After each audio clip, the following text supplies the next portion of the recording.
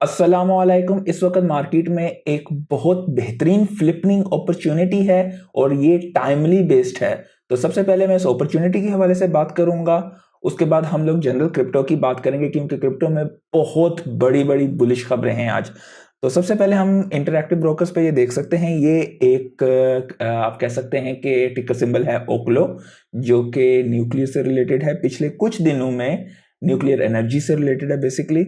आप देख सकते हैं 1 2 3 4 5 6 दिनों में तकरीबन ये $8 से $9 से इसकी कीमत जो है तकरीबन $20 को टच किया। मोर देन 100% ये गई है।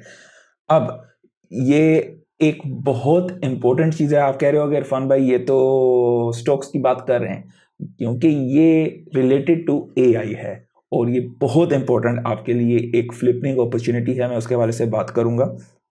ओक्लो बेसिकली जिन लोगों ने चैट जीपीटी यूज किया हुआ होगा वो जानते होंगे, सैम अल्टमैन का ये एक स्टार्टअप है जो तकरीबन 125% से ज्यादा पिछले इस महीने के अंदर जिसके स्टॉक्स एक्सप्लोड हैं। तो क्या आपको ये खरीदना चाहिए या नहीं, वो एक बात की बात है, लेकिन यहाँ पर एक अपॉर्चुनिटी है स्टॉक्स में, वो मैं आपके साथ शेयर करूंगा। ये बता दूं कि मैंने एक हफ्ता पहले आप लोगों के साथ शेयर भी किया था कि ऑलरेडी जो है माइक्रोसॉफ्ट ने और मुख्तलिफ जितने भी इदारे हैं, गूगल ने भी जो है वो मैसिवली इन्वेस्टमेंट कर रहे हैं न्यूक्लियर एनर्जी में। क्यों? क्योंकि आर्टिफिशियल जितने भी उनके डाटा कंज्यूमिंग के लिए जितने भी उनको रिसोर्सेज की ज़रूरत है, नॉर्मल एनर्जी आपके लिए एनफ नहीं होगी, मुल्कों के पास इतनी नहीं होती है। तो इस वजह से न्यूक्लियर पावर प्लांट्स की एनर्जी की तरफ बहुत ज़्यादा फोकस किया जा रहा है।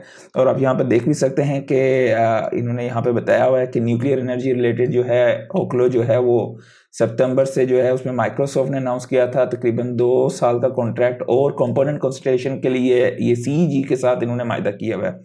सारे बड़े अदारे इस वक्त न्यूक्लियर की साइड पे जा रहे हैं और ये बहुत बुलिश, यानी कि न्यूक्लियर के स्टॉक्स भी आपको, न्यूक्लियर कंपनी के स्टॉक्स भी आपको बहुत बुलिश रिटर्न दे सकते हैं। लेकिन फ्लिपिंग की अपॉर्चुनिटी क्या है? यहाँ पर फ्लिपिंग की अपॉर्चुनिटी, ये एक स्टॉक का टिकर सिंबल है HIVE, जो कि हाइव डिजिटल टेक्नोलॉजीज लिमिटेड है। ये एक बिटकॉइन माइनिंग कंपनी है और इसी तरह मैं आपके साथ ये शेयर करूंगा क्लीन स्पार्क का, जो CLSK इसका टिकर सिंबल है। ये एक किस्म का किरदार इख्तियार करते हैं कि जब बिटकॉइन की प्राइस डिप्रिशिएट होती है तो इनकी वैल्यूज काफ़ी ज़्यादा गिरती है। ये बाय द वे टॉप की माइनिंग कंपनीज हैं जिनके हैश रेट और जो कि ये बेसिकली एक कट थ्रोट बिजनेस होता है और यहाँ पे पॉजिटिव में आना बहुत मुश्किल होता है माइनर्स के बाद, क्योंकि इस वक्त माइनर्स तकरीबन जो हैं वो सफोकेशन की हालत में है, क्योंकि अगर बिटकॉइन की प्राइस नीचे ही रहती है तो ये लोग लॉसेस में होंगे। तो बहुत कम माइनर्स होते हैं जो कि इस काबिल हों कि जिन्होंने बुरे वक्त में अच्छे इंस्टॉलेशंस की हुई हों, रैक्स की और सारी चीज़ें, LRU लाइन रिप्लेसेबल यूनिट्स वगैरह सब कुछ की, जितने भी इनके GPUs वगैरह, ASICs कंपोनेंट्स वगैरह जो कुछ भी होते हैं, और अर्ली स्टेज पे इन्वेस्टमेंट की होती है और इस वक्त उनके बिग बिटकॉइन के रिजर्व्स होते हैं। तो जब मार्केट अप्रिशिएट होगी बिटकॉइन की प्राइस तो ये आपको मैसिवली बिटकॉइन से आउट परफॉर्म करेंगे। तो ये एक शॉर्ट टर्म में एक बेहतरीन फ्लिपिंग ट्रेड होती है। लेट्स से कि आपके पास स्टॉक्स में टेस्ला के स्टॉक पड़े हुए हैं, एनवीडिया के स्टॉक्स पड़े हुए हैं, तो आप यहाँ पर क्या करते हो, आप डेफिनेटली अपने स्टॉक के पोर्टफोलियो को सेपरेट रखते हो क्रिप्टो के पोर्टफोलियो से। तो आप यहाँ पर एक किस्म की कर सकते हो मिटिगेटेड रिस्क के लिहाज से कि हाँ भाई, मुझे अपने, लेट्स से कि आपका गोल है कि मुझे टेस्ला के स्टॉक्स की क्वांटिटी को, इक्विटी की क्वांटिटी को बढ़ाना है या एनवीडिया की इक्विटी की क्वांटिटी को बढ़ाना है, तो ये एक अपॉर्चुनिटी है। अगर आप यहाँ पर देखते हो इस वक्त हाइव की कीमत तकरीबन 3.87 के आसपास है और ये बहुत इजी होगा इसके लिए जाना अप टू $9, मिनिमम 9 से 12 तक भी ये जा सकता है। ये कोई आपके लिए परेशानी की बात नहीं होगी जब बिटकॉइन $100,000 के आसपास जाएगा, जैसे ही यहाँ से ब्रेकआउट होगा। तो आप ये देख सकते हो यहाँ पे गालबन इस जगह पे तकरीबन 11.96 $12 तक जाना कुछ मुश्किल नहीं है।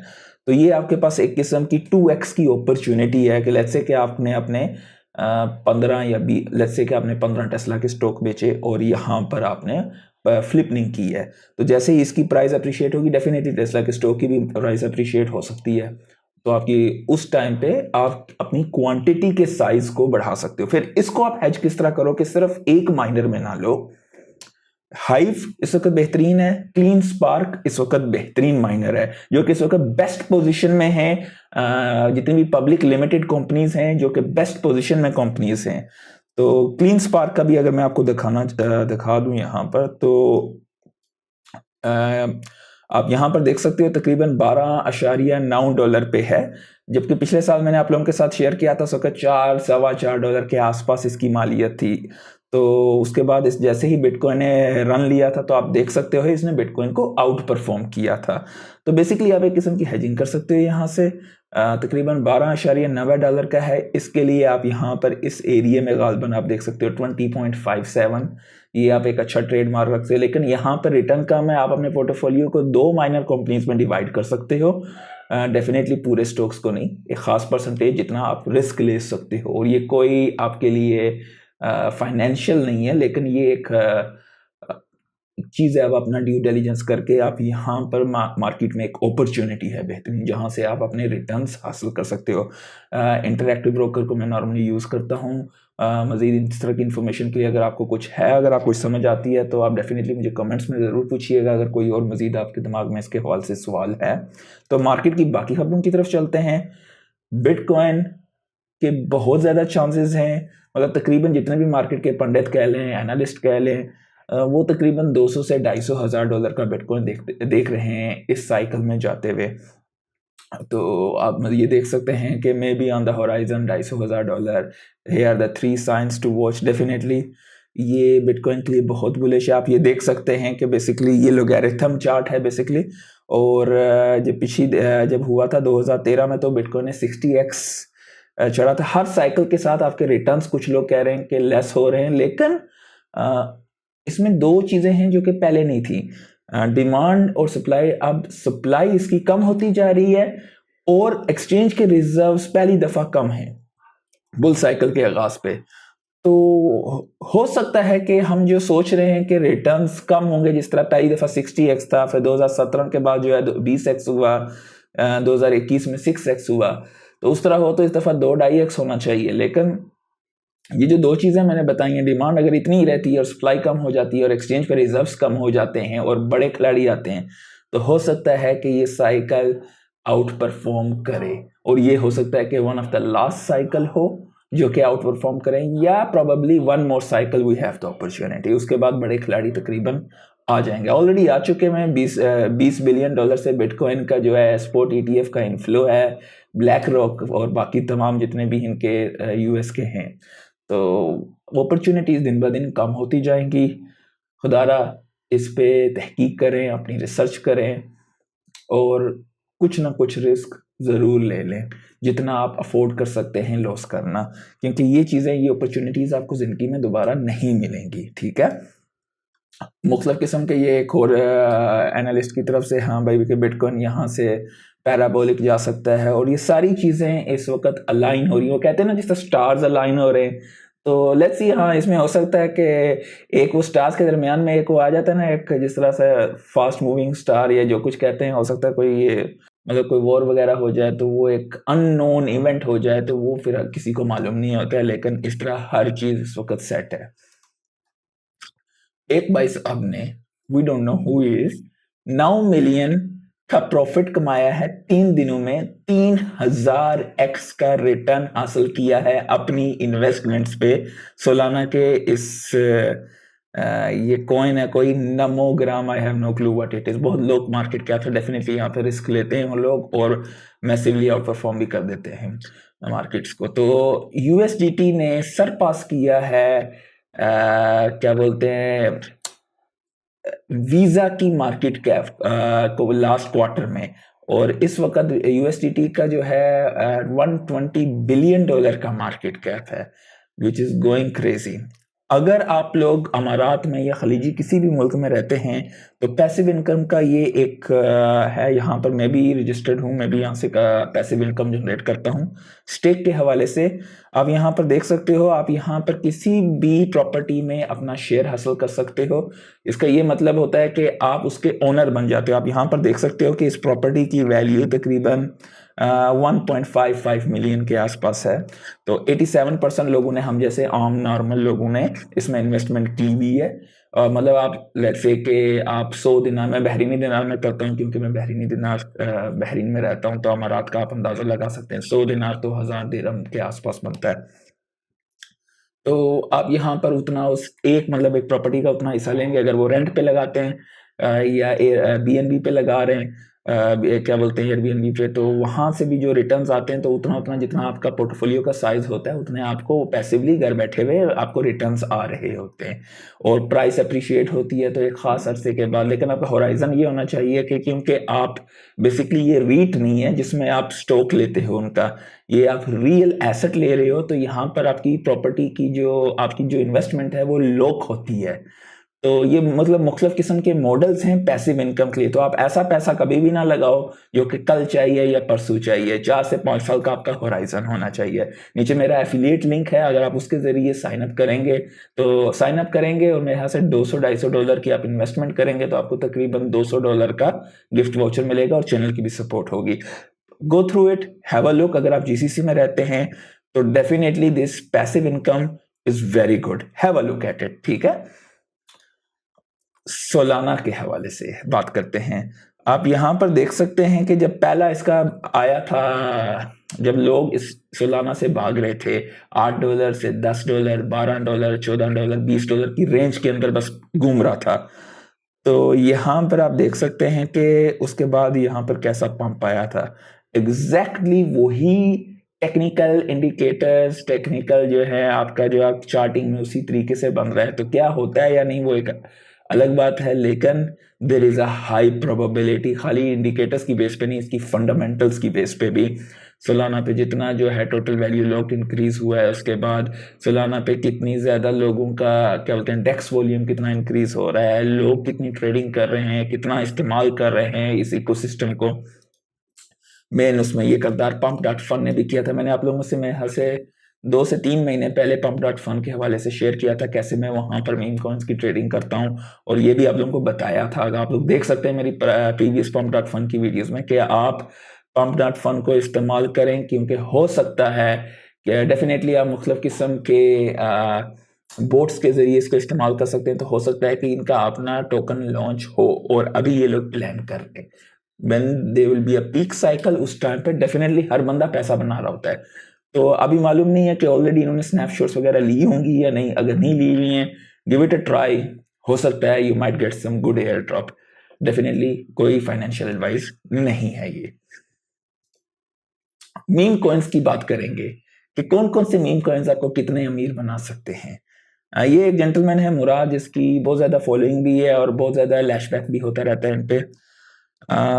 ये meme coins I personally believe कि इनमें से कुछ बहुत आउट परफॉर्म करेंगे बिटकॉइन को और कुछ आपको अच्छे रिटर्न्स देंगे, लेकिन जितनी इन्होंने मार्केट कैप बताई हुई है, आई सस्पेक्ट, आई कैन से, मुझे नहीं लगता, जो साफ बात है। अभी SPX का मैंने पहले आपको बताया था ऑलरेडी, इसने बहुत जबरदस्त रिटर्न दिए थे। अब ये जो मार्केट कैप की बात कर रहे हैं ये कितना बनता है, 138.9 billion. I think it's extreme. मुझे नहीं लगता कि ये इतना, हाँ आप कह सकते हो 20-25, मतलब ये इट्स टू मच। तो लेकिन ये आपको अच्छे रिटर्न दे सकते हैं। These are one of the good meme coins. SPX हो गया, पॉपकैट हो गया, पेपे हो गया, विफ हो गया, मोग हो गया। तो definitely these are good meme coins. अगर आप एक मीम का जलवा लेना चाहते हैं तो ये हैं, लेकिन ये जो रिटर्न्स बता रहे हैं आई ऑनेस्टली डाउट। और मैं अपनी क्या बोलते हैं कि इतनी बड़ी होप्स नहीं, होप्स रखूंगा। एक अगर आपके 5 या 8 मीम कॉइन्स आपके पोर्टफोलियो में पड़े हुए हैं, जो कि आपके टोटल पोर्टफोलियो का 1 से 5% से ज्यादा नहीं होने चाहिए, 1%, 3%, 5%, depending upon your appetite of risk, उनमें से एक भी चल जाए, आपके पूरे पोर्टफोलियो से ज्यादा आपको रिटर्न दे जाता है। मीम का इनका जलवा ये होता है। तो अगर वो लूज हो जाए, आपके पूरे पोर्टफोलियो के साइज पे असर नहीं पड़ता। तो ये चीज मीम कॉइन की मिस नहीं करनी चाहिए बुल साइकिल में, खास करके इस वक्त पे जब यूएस के इलेक्शंस होने वाले हैं। और इस टाइम पे आपको कुछ ट्रंप के भी मीम कॉइन अपने पोर्टफोलियो में डालने चाहिए, क्योंकि अगर ट्रंप जीत जाता है तो आप वहां पे भी पैसा बनाएंगे। अगर वो हार जाता है तो मेक श्योर कि आपने जो डाला हुआ है पहले से इस सोच से डाला हुआ हो कि वो सारा जाया भी हो गया, it will not affect me. ठीक है, तो कुछ ऐसे रिस्क ले सकते हैं। और एप की आज धूम लगी हुई है। पूरा साइकिल कह रहा हूँ, पिछले पूरे जो पूरा बेयर सीजन था उसमें एप की जो एक रेनिंग टोकन था, हर दूसरे दिन अनलॉक हो रहा था, सब पे डंप हो रहा था, डाइल्यूशन इसकी इंतहा की थी। अचानक से भाई साहब 120% चढ़ने की वजह 100 BAYC की सेल हुई है। एनएफटी का लगता है क्रेज दोबारा से मार्केट में आना शुरू हुआ है। 1000 ईथ का, तो क्या ये इथीरियम को दोबारा से सरवाइव करेगा? क्या एथकॉइन अपने आप को सरवाइव करेगा? पिछले साइकिल में तो it was going crazy, yuga labs वगैरह, और आप तसव्वुर नहीं करेंगे कि तकरीबन आपको एक एक एनएफटी के लिए 100 150 डॉलर भी देने पड़ते थे खाली ट्रांजैक्शन फीस। और ये एक नॉर्मल में बात कह रहा हूँ, इससे भी कई गुना ज्यादा लोग देते थे। चाइना के हवाले से पिछले अरसे में वो शोर शराबा लगा हुआ था कि भाई कोई क्रैक कर लिया इन लोगों ने इंक्रिप्शन करने का तरीका। तो आज वो कोई हैं वो बता रहे हैं, मतलब ये बहुत टेक्निकल थिंग है कि हाँ भाई इन्होंने क्रैक किया, लेकिन अभी तक 22 बिट की। तो क्लासिकल कंप्यूटर्स को जो है तकरीबन ये 892 बिट की को करने के लिए 2700 साल तकरीबन चाहिए होते हैं। तो आप मजीद ये डिटेल्स देखना चाहें तो मतलब इतनी फिलहाल क्रिप्टो के लिए डरने चढ़ने की कोई बात नहीं है। तो मतलब ऐसा कोई हेडेक की चीज़ नहीं है, साफ जो बात है। यही एप कॉइन के हवाले से बातें चल रही हैं, पूरे मार्केट में बस फैली हुई, वो एप कॉइन ने रिटर्न दे दिए। लेकिन बात ये है कि अगर आपने 8 या 9 डॉलर पे उठाया हुआ है और अभी वो 1 या 2 डॉलर का हो रहा है, तो you are making thing nothing. Okay, तो हाँ, अगर आपने इस वक्त उठाया था जब ये डाइल्यूट हो रहा था, यू मेक मनी। मैंने अपना हाथ उसमें नहीं डाला था क्योंकि एक ट्रेनिंग टोकन था, जो साफ बात है। ईसीबी के जो बेसिकली जो है वो उनका एक पेपर आया, वो बिटकॉइन की वेल्थ डिस्ट्रीब्यूशन मॉडल को बहुत क्रिटिसाइज कर रहा है और चाहते हैं कि बैन हो जाए किस्म का। अब बात ये है कि जब भी कोई चीज अर्ली आती है,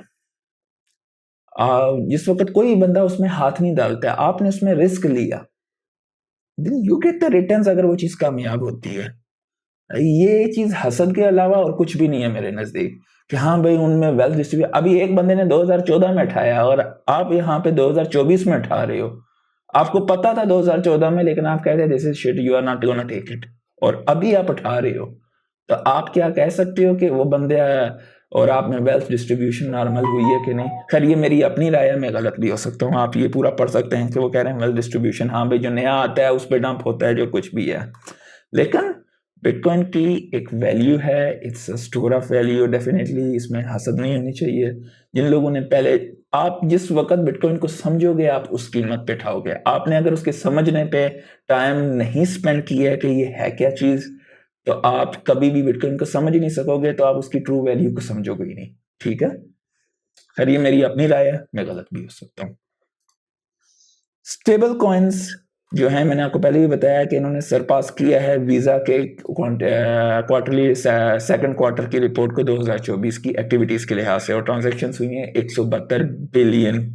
ठीक है, चाइना के गोल्ड रिजर्व्स दबा के चढ़ रहे हैं। खाली चाइना के नहीं, इंडिया के हो गए, ब्राजील के हो गए, रशिया के हो गए, सब ले रहे हैं as a hedge against USD, क्योंकि वो प्रिंटिंग स्टार्ट हुई हुई है। और मार्केट कैप इस वक्त 2.36 ट्रिलियन पे है, और बिटकॉइन 68.5 पे।